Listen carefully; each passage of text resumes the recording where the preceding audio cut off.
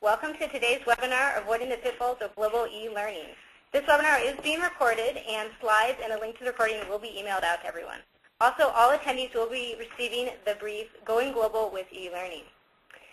First of all, the presenters will be answering questions at the end of the webinar, but if you have any questions throughout the webinar, please type them in the question section that's on the lower right-hand side of the console.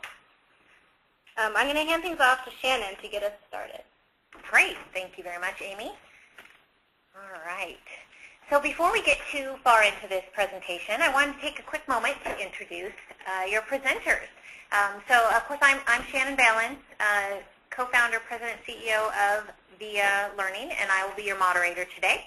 And we have Julie Brink here with us, who's the director of eLearning. Maybe give us just a quick snapshot of your background, Julie. Sure. Hello, everyone. My name is Julie Brink, as Chanin said, and I have just over a decade's worth of training and development experience in the e-learning space, and I've worked with clients such as Cisco, Microsoft, Comcast, and Nike. Wow, great. Well, thank you so much for joining us. And Darin Goble with viaLanguage, manager of engineering. A quick snapshot of your background. Yeah, thanks, Shannon. So, again, about 12 years experience in directing and deploying localization solutions, both software and e-learning solutions, for the likes of companies such as Yahoo, Adobe, Nokia, Cisco. So. Wonderful. Great experience to bring here to the presentation. And my background is in language training as well as localization and e-learning, so kind of bringing all three to the presentation here today. So let's move on to our topic, Avoiding the Pitfalls of Global e-Learning. And with this presentation, we hope that you walk away with some tips or at least considerations for applying to your next program and hopefully to make it more cost-effective and efficient. So yes, we'll go through the challenges, then we'll discuss some of the design and delivery best practices, and finally we'll end with tips for regional collaboration. And then, as Amy said during the introduction, please do send us your questions throughout the presentation as they come to mind. We'll gather them at the end and do a quick Q&A. All right, first question. How well does your workforce learn in English? This is an important consideration as you begin your training and development, because maybe not all of your workforce speaks English or learns well in English as you would hope. Now, of course, this presentation is directed mostly for folks who are headquartered in the U.S. I do know that we have a couple people outside the U.S. on the presentation, so English might not be that corporate language. Perhaps it's another. So then the question would be, how well does your global workforce learn in that secondary or tertiary language? So let's start out with a quick poll and find out.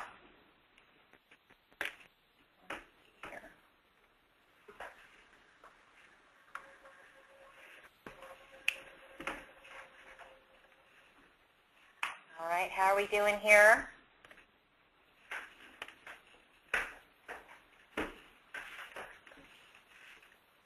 We have just a couple more minutes.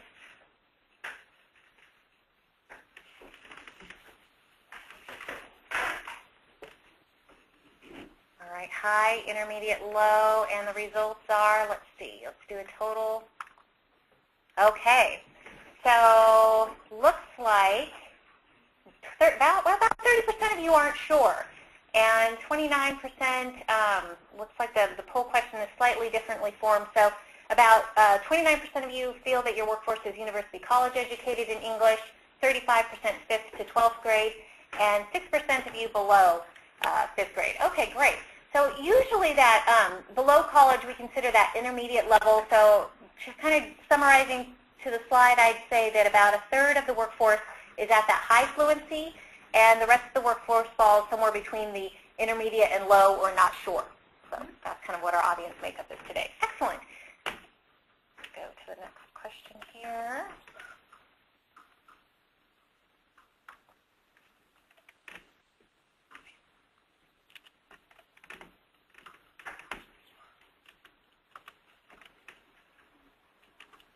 Sorry about that, having a little technical difficulty here. All right. So, Julie, talk to us a little bit about why English is important if you're not localizing or internationalizing your course. Well, you need to make sure that your learners, they may know English, they may understand it, but we really need to know if they can learn in it. Most importantly, though, will their performance and behavior change as a result of training provided to them in English or their native language? Likely not. It's vital knowledge to know when you're developing in English. So here you see on the screen a chart developed by Flesch Kincaid. They've already figured out reading level. This is really good information to have so that you know, can think about the level of comprehension of your audience when you are deciding whether or not to localize. Okay, so even if you don't localize, so that English comprehension is pretty important to consider. So if you're going abroad, you're taking your e-learning course out in English or in that primary language, what reading level do you suggest that courses be written at?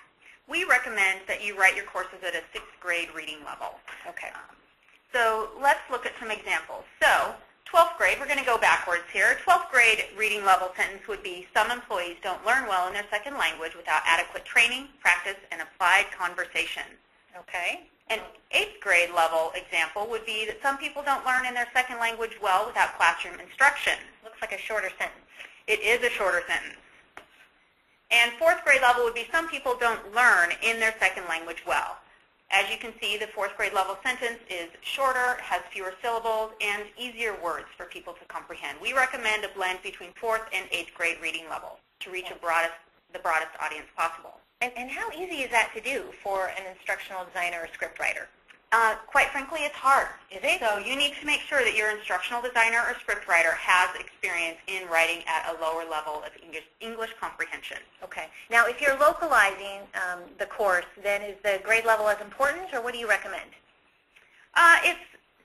It is important because it will make sure that you get the point across in a localized manner easier. Okay, great. So this is an interesting finding. ISP Nation's findings found that high school graduates native to the U.S. know about 20,000 word families or 32,000 lexical items. However, in Japan and other countries, learners are reported to know about 2,000 to 2,300 word families after 800 to 1,200 hours of English instruction.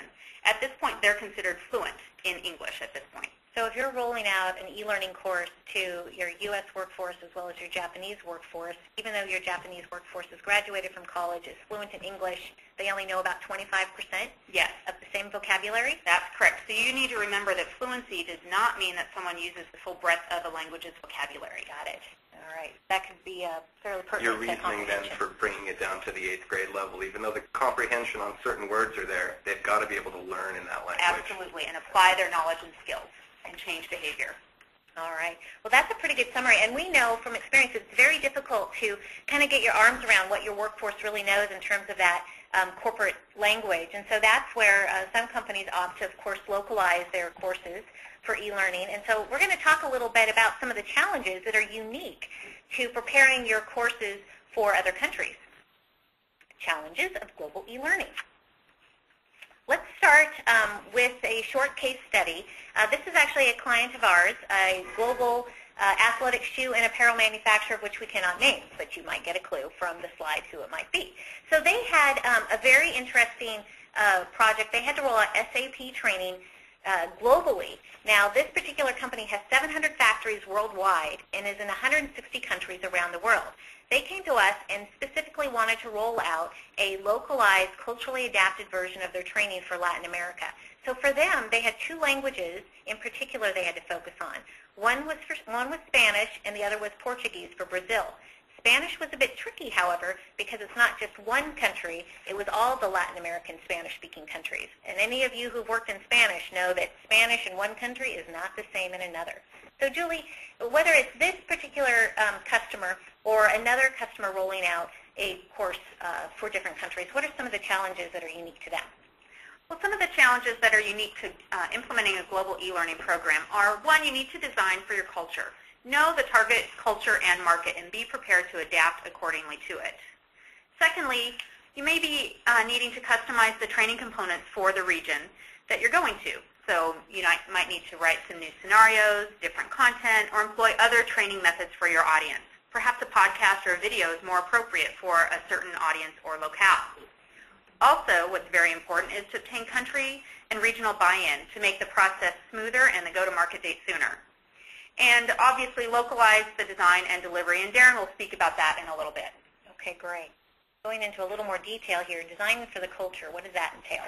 Well, the first challenge in designing for the culture is adapting the instructional design. It can be quite tricky.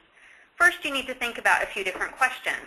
One, what's the cultural learning style? You need to know your target culture and market to adapt the courseware accordingly. If not, you can create training courses that do not resonate with the audience. For example, Americans prefer direct, to-the-point communication. You can tell because they're up a little bit higher on this graph on the screen. However, many Latin American countries prefer more circular or indirect communication. Let the story make the point. These two differences in communication can greatly impact the approach of your training program. Also, think about what the learner is accustomed to. What happens now for them? Are they given training through face-to-face methods, self-directed, or e-learning?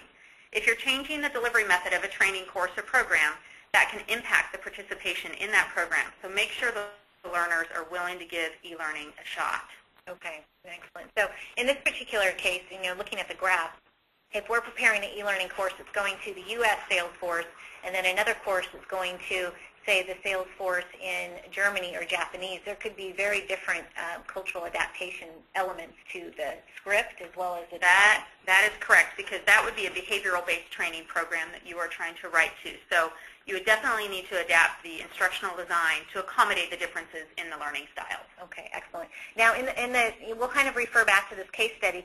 There was minimal adaptation that this global retail manufacturer did in terms of their course, because a lot of it was how to enter this into the SAP system for procurement. It was more kind of process training. But if it was behavior-based training where they wanted to influence a particular outcome, how much more maybe would you end up having to culturally adapt the course? You would have to do quite a bit more, because you would need to make sure that the information in the course was speaking to the audience themselves, making sure the scenarios were appropriate and the interactivity level was appropriate as well. Okay. So there can be some big differences. Would you say that the higher level of learning you expect from the particular course, probably the more cultural adaptation needed? Absolutely. Okay, great. Sorry about that. There we go. Regional customization. All right, this is the next challenge that you'll face in implementing a global e-learning program. First and foremost is content. You need to make sure that the content is local and relevant. Think about, do you need to only change the words you might for a process training like we did for this example that we have, or do you need to include country-specific scenarios or other videos or podcasts or other types of information? Also, to what degree do images need to be changed? Is the branding the same, or is it different per region? Thirdly, workflow systems. Are the current workflow systems in place the same in different regions, or will the content need to be modified? For example, if you're completing a training program on requesting benefits information, is that process the same in France as it is in China, or is it different? Okay. And I guess, how easy would you say it is to modularize or customize these courses for different countries? As long as you know up front what it is you're going to be changing and modifying, it can be very easy, because you can put information in and take information out depending on the location that you are. And that goes hand in hand with internationalization, which we'll talk about in a minute. Exactly. That's really what that is internationalizing it from the content perspective and the modular perspective. Absolutely. Great. Another challenge is regional and country buy-in. So are the stakeholders invested in the program? Do they have time to participate in the development of the course and also provide relevant and valuable feedback? What roadblocks are there? Political, social, those types of things to implementing an e-learning program. And lastly, whose budget is it coming from? This one can be very sticky. Always a stickler, I'm sure. But hopefully we can show you some tips for stretching that budget, making more out of it. All right, so back to kind of our global retail example. The solution for this particular company was looking at the different countries and making script and content modifications where appropriate. And then I think one of the big lessons learned in being able to have a more centralized approach for this particular course was in the localization process. This customer was able to share glossaries, style guides, and translation memory among the different countries. And so they were able to save quite a bit of money in this process. So for them, what that meant was just because it's Spanish in Mexico and Argentina and Chile, all three countries still had kind of different versions of how they wanted that Spanish to come across. But by sharing glossaries and standardizing up front, we were able to make the process more efficient in both the translation, localization, as well as the review. And then three, they were able to share budgets. They were actually able to pool some money together to produce this course faster, roll out, deploy, and support it. And in the end, they were able to save about 24% by looking at this in a very kind of upfront planned process. Alrighty, so I'm kind of moving through. So this is an example of a centralized approach, which does have its benefits. Julie, can you kind of walk us through some of the reasons for centralizing and then maybe for decentralizing? You bet. So centralization does have many benefits. So one of them, it's much easier to control your branding and messaging through your course with centralization process. Also, you can share and repurpose your content and control your assets much easier if all of the assets are in one location at your central location. Internationalizing your source files once, if you are using a centralized process, because then one unit is completing the project, not multiple. Also, you would then have different file versions to worry about. Is that right, Darin? Yeah, you run into some version control issues there. It's ideal to really, you should internationalize once, and that speaks well to a centralized approach. Otherwise, folks are going off on their own, trying to do their own internationalization activities, and it compounds the spend there, if you will. Great. And that leads to saving time in your schedule, right? And ultimately cost savings. Yep. But there are a few benefits to decentralization as well. One would be your local customization may be easier. You know exactly what it is your certain market wants and needs, and you have the stakeholders and subject matter experts to provide that information. Also, there can be stronger ownership of the actual project if you are decentralized. That's true, but it should also be noted though that in doing the decentralized approach, executing a decentralized approach, you're going to end up, if you've got to produce this again in a year, perhaps you make some small changes to your course, everything that those regions did to get that course ready for their market is probably forgotten. Because again, tying it back to the internationalization phase there, they just got it out the door as quickly as they could. And they probably saved money and they probably saved time, but they're going to have to do that all over again in the next version. That can be painful. Mm-hmm. Well, let's see what our audience is doing. Let's take a quick poll. Let's open up the poll question here. Let's see, one.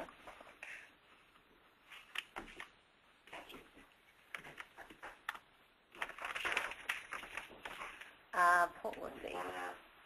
Audience is viewing. All right, excellent.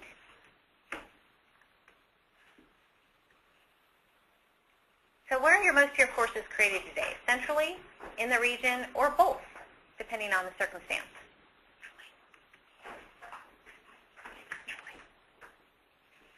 Okay, it looks like 65% of you approximately are showing that you create centralized courses. 10% in the region, and 25% depending on the circumstances. In we actually see the 25% probably most frequently, and you know a lot of it depends on the budget and who's most capable of rolling out. But we hear at least from customers that they're very interested in doing it centrally if they had a easier process and resources at hand. So okay, great, that's pretty interesting. Let's move on to the second part of our webinar here. Design and delivery best practices. So Darin, tell us what are some of the most important considerations here? Great, thanks Shannon. So we have covered a lot of the design and business challenges that organizations face when they're launching their global e-learning program. We'll take a look at a few of these best practices, maybe on a more technical note. So what does it mean to internationalize, and what do you need to consider at the localization stage? So let's start with internationalization.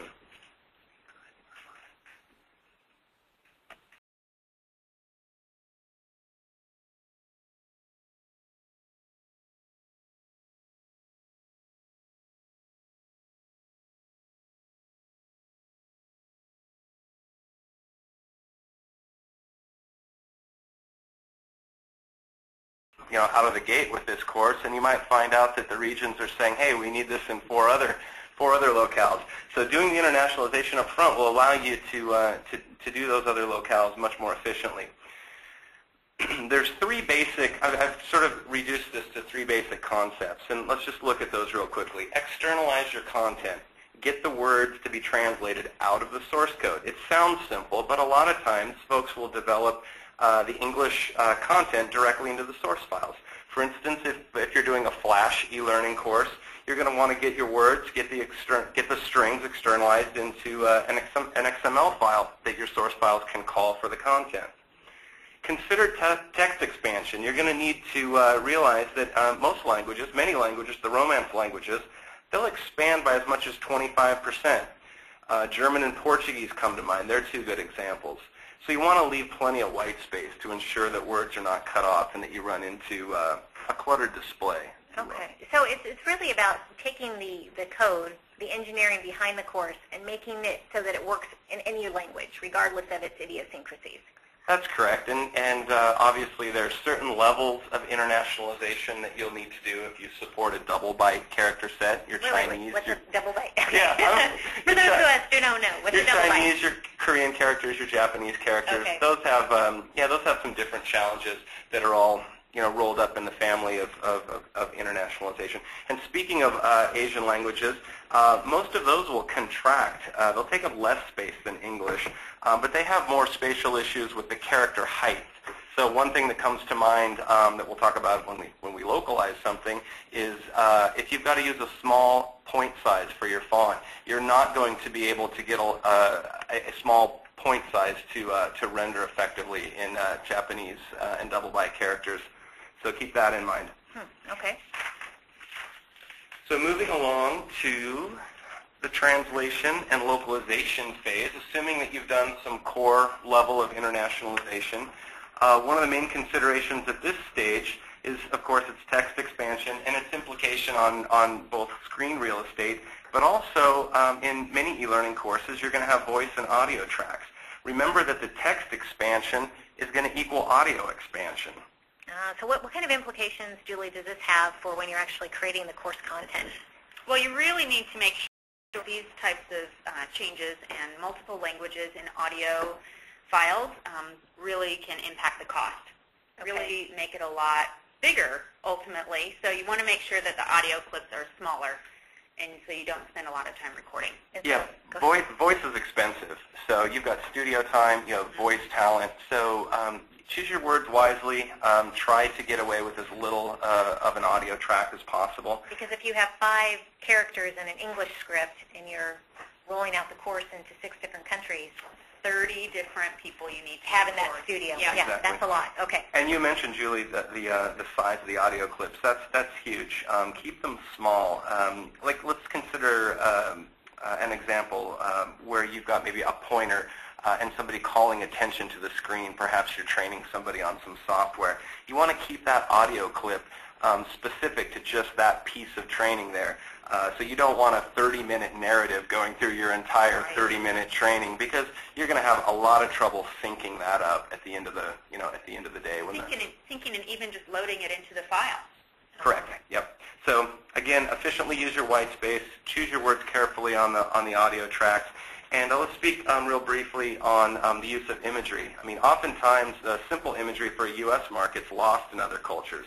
A mailbox, for example, might make sense to us for a delivery icon, but it's not going to make a lot of sense in other countries. So U.S.-centric images don't always work. And even something as basic as color. You're going to want your overall design elements to take the color palette into consideration. I'll give you a couple of examples here. White's considered a sign of purity in the U.S., but in Japan it's often thought of as death, joy in Egypt, and even purity in China. And the same with red. Red's thought to symbolize death or anger in both the U.S. and Japan, but it connotates happiness in China. So not a huge thing, but something to be aware of when you're making culturally appropriate e-learning courses. So you really need, at this point, when you're discussing imagery and look and feel, your instructional designer, creative designer, and the regional collaborators involved together in order to create the best course. Excellent. Exactly. Good point. So here's an example, a localization challenge that we faced. What you'll notice here is the word smart and the word technology and how they fly into the screen. We don't have motion graphics in this particular webinar, but you can see what's going on the left-hand panel there. Each of those were their own movie clip, and each English letter in the clip had a unique masking as those flew onto the screen there. So one challenge related to the text expansion. We had to fit the new characters, and of course there were more of them, onto the original masking, or we had to spend a bunch of time setting up the new masking. Now, in this particular case, the words flew on fairly quickly, and it didn't look that choppy. In fact, it looked fine. And with our client, we were able to determine that we didn't need to spend an extra 15 hours of remasking this and making this animation work for all 15 languages. So you can see the cost implications. A takeaway point here is motion graphics are nice, but they certainly can be costly to localize, especially if they're not properly prepared for from an internationalization perspective. So on the average, by how many more hours per graphic would it take to do something like this manually? Yeah, it depends on the environment. I mean, in a case like this, what might take us 1 hour to do, if done properly, from the start of the project, if we've got to backfill and make some engineering fixes like I just mentioned here, you could be adding an hour per language, and that really adds up. Opportunities for defects are increased. So think smart and think globally as you design your course up front. That's the real walk away. Good. So another best practice is to use translation memory and use a localization vendor that utilizes translation memory. What is it? It's essentially a database pairing containing the English segments and another translated segment that pairs up with the English. And a couple of things that it does here is it provides consistency for future editions, and consistency is huge. It also provides cost savings for future editions. So it builds up over time. It's not unlike compounding interest, really. And some of our customers have proven out 20 to 40% savings from one translation, from one iteration to the next. So it's kind of like you're able to recycle, if you will, or repurpose text that you've already translated, whether it be in marketing materials or coursework for future courses. Okay, excellent. And just a quick slide on how it works. We'll show you what a common translation interface looks like. So what you see on the left there is your source English content, and you see a bunch of color coding, and on the right you see the paired up Spanish. And that color coding is endemic of the application itself, and it allows the translators to work quickly through the material, understand where the keywords are, understand where the glossary items are. So this is actually the application that a translator would work in, and if your content was properly externalized, it can show up in this environment a lot easier than when it's embedded in difficult to work with source files.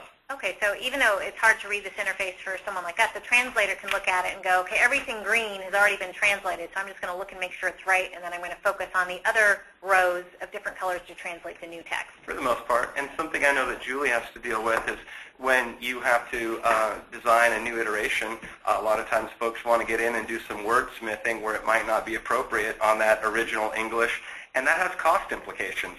So. Absolutely. And Julie, how important is it for an instructional designer to even be aware, or a scriptwriter to be aware of this process? Because it really has to do with kind of controlling the content for consistency. It's very important so that they can be, like you said, consistent and use the same words in the different trainings as you develop them. The more consistent, the higher the match rate, the more savings. Yes. Right. Excellent. And also, the less likely folks are to see the next version and say, well, now why was it changed to that? It was perfectly translated in the previous version. So consistency is huge. Aha, excellent. All right. So some cost reduction strategies. Let's take a look at a few of these. Upfront internationalization of the course. On average, 15% savings per language. That can be a range. Use of translation memory, 10 to 50% savings per language on future iterations. A well-run collaboration with in-country teams, priceless. Aha, all right, very good. So lots of good saving points along the way, from how you organize your script, number of characters, to the internationalization, to the translation memory. And now this last point, well-run collaboration teams being priceless, that's a great segue into the last part of our webinar here. Julie, talk to us a little bit about things to consider when you're setting up a process to run collaboration with your in-country team. Well, at the very beginning, when you are setting up a new program and project with multiple teams, you want to make sure that your vendor has a well-defined, rapid review process so that you can make sure that you're getting a speedier schedule ultimately. So there's actually a process for doing this that a vendor should have. Right. So you don't have to backtrack and change things later on. Okay. Also, you need to decide if the development will be serial or simultaneous. What I mean by that is serial would ensure doing one course initially, let's say, for example, an English course, completing that from beginning to end to make sure that all the bugs are worked out and all the scripts are agreed upon. And then you would go into localizing the different courses in the other languages. However, sometimes, schedule-wise, for example, you might need to do simultaneous development. That means that you would get a quicker go-to-market schedule, but your budget in the long run may increase if changes need to be made across multiple languages at the same time. Well, and I know we had one customer that did such a detailed cultural adaptation of the course that, in effect, they really had 4 courses. So developing them simultaneously, there were so many changes on the script and design level that it was okay to do simultaneously. Yes, and that is certainly going back to the decentralized approach, if you will. They had a business case which put them into that camp. Okay, yeah, that makes sense. Also, you need to clearly define your roles and responsibilities. Who's allowed and who will be giving input on content development? Who's going to be the reviewing all of the information at the different milestones, and who's going to be approving it? Who are the subject matter experts and what is their involvement? Define all of this at the very beginning to ensure the approvals are sent to the appropriate persons and don't get stuck with someone. Making sure that they all agree on their respective roles as well. Yes. Okay. One thing that we've seen, Julie, on the localization side is oftentimes the in-country stakeholders, they'll really sign up for a lot of involvement in a project. I mean, they're a key in-country stakeholder and they want to be there to review a lot of that content. In actuality, these folks, it's not their primary responsibility. They're on a sales and marketing team. They've got a full workload. So take that into consideration when you build out your schedules. Double it, triple it at times, and really try and pull those in-country stakeholders back to a reasonable level of their involvement when it comes to translation. Absolutely. And when you're doing the schedule, even go so far as to check on the different holidays that each country has, because you might have some stakeholders who are out of the office for many holidays versus what you might be. And that will really impact the schedule. Lucky Europeans. So many more days off. Also, lastly, you need to make sure that your vendor has the experience needed in order to successfully roll out a global e-learning program with localized courseware. Do they have cultural-specific instructional designers, bilingual scriptwriters, review staff, those types of roles that are key to making sure your project is a success? And how much of a role would you expect a vendor to play in kind of facilitating this in-country collaboration or review process? I would expect them to play a pretty heavy role so that you can make sure that everything is taken care of in a timely manner and all the roles and responsibilities are defined and project pieces are completed successfully. Yeah, and as a vendor of those services, the project managers really have to rely on their soft skills to be able to interface with those in-country stakeholders. They don't report to them, and so, you know, again, on a spectrum of some clients will hand over the list of reviewers and say work directly with them. That takes one approach as a project manager, and then others will direct all the traffic themselves. So we sort of see everything in between on that spectrum. All right, that makes sense. Okay, so assuming you have your plan, you have a process, clear roles defined, everybody is agreeable to the schedule, what are some common points of collaboration?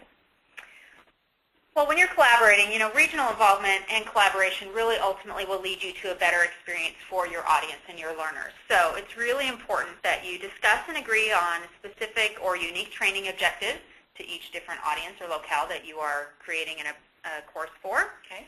Also discuss what's your learning approach. What is best for the different locales that you're going to? Will it be a podcast, a flash-based e-learning course, rapid e-learning course, interactive, not interactive, video, those types of things. Make sure the approach is decided. Also, what scenarios will be most applicable to the audience and how will you need to change the script in those scenarios to get the most learning out of the course?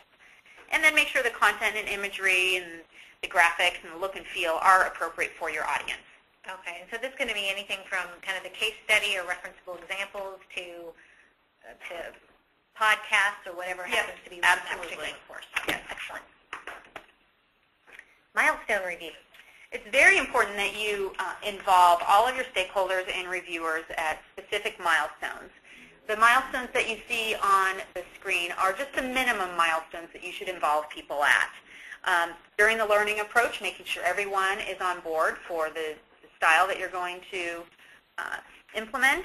Content, that is probably the most important piece. Anywhere, anytime you make any content changes and develop the content, such as the scripts and also even in the graphics, that's considered a piece of the content, make sure that they're reviewed and approved by everyone involved, whether it's the financial approver, the in-country project manager, and also the subject matter experts. Is there a kind of a magic time or you know, when you write that schedule that you allow folks to have to review? Yes, so you will work all of this into the schedule up front. Everyone will know when it happens. Generally, there's 3 to 5 business days, just depending on the goals of the course and when it's needed, ultimately.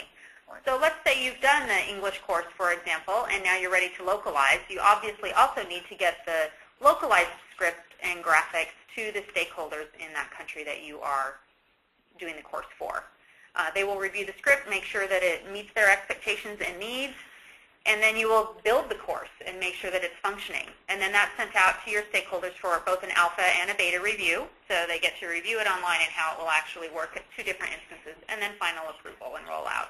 So it follows in many senses a traditional project management methodology. It's just you have more checkpoints, more people involved, contributing, reviewing, and approving. Yep. Some other strategies, make sure that you have regular meetings throughout the process for everyone involved. It can be a little tricky when you're dealing with multiple time zones, but the more people you have involved earlier on, ultimately the fewer changes that need to be made later on, thereby shortening your schedule and also making sure your budget stays in check. Also, it's really important to make sure that you limit the number of reviewers, and you know, maybe to 2 or 3, really depends on the project, of course, but you get so many people putting their input in, it can really make things go a little haywire sometimes. Yeah. Localization is very subjective, and in a perfect world, we might even just get 1 reviewer per language, and then that reviewer then can reach out to colleagues and peers. But from our perspective, our clients are well, they're well cared for if we can just deal with one interface in each language. All right. Yep. Excellent. Well, thank you very much for that, Julie. So that kind of sums up our webinar today.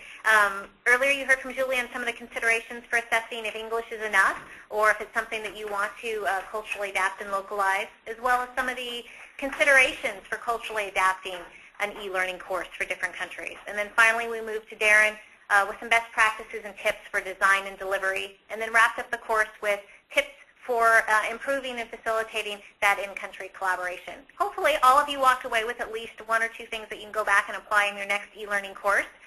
So with that, let's look at our question panel here and see what we have. Yes, we do. Okay, first question in. This one looks like it's for Darin. How much can internationalization cost up front? Is it prohibitive? Let's see. Is it prohibitive considering I might not localize in the end? That's a good question. That is an excellent question. And a lot of statistics, you'll see a lot of statistics on the cost of internationalizing from the perspective of not internationalizing. So a bug found at late in the stage localization QA that could have been fixed in an internationalization phase, it's easy to put a dollar amount on that sort of activity. But I don't really have. It's a great question because I haven't really seen a lot of statistics on how to quantify from a dollars perspective what the cost is. What I can say is, and the person that asked this question might already know this, the internationalization concepts for a given environment, they're just good core coding concepts. Whether that's software, whether it's Flash, whether it's a .NET environment, it doesn't matter. It's just better to internationalize, even if you're not going to localize. It's not a stretch, in other words. And even if you're not going to localize in the end, a lot of times what software developers that I work with have found is that they have better QA results and lower bug counts, even in their English product. That's a good point. So something to consider. I know we do have customers that often come to us with very tight budgets and say, we need this course developed in English, and we hear that Japan and Spain may want a version of it later, but we just don't know. And so in situations like that, we do try to work with them to build the internationalization in, but perhaps not the cost of the localization. So at least they have that option, and they don't have to recreate a course 6 months from now when Japan in the end decides they do want it. Okay, question number 2. We need to provide global e-learning for a software system. It's currently in English. Should the training be in English too? Well, this is Julie. I'll take that one. All righty. It really depends on the English level of your readers and learners, excuse me. So while the software program may be in English, if you really want to modify and change behavior, it may be recommended that you provide the English in the language that is native to your learners. So for example, I might be looking at an English software program, but if my native language is French, then I'm going to take more away from the training program if the training that I take is in French, but even though it's directing me to an arrow that says enter on the software program itself. There's an actual localization convention that one uses in those cases too. Now, that's exactly what I would say to that. If you can train in the native tongue, the user interface can still be in English, and the user interface elements are left in English with a translation in parentheses behind it. That's a common convention used, and it really impacts the learner's ability to comprehend. Great.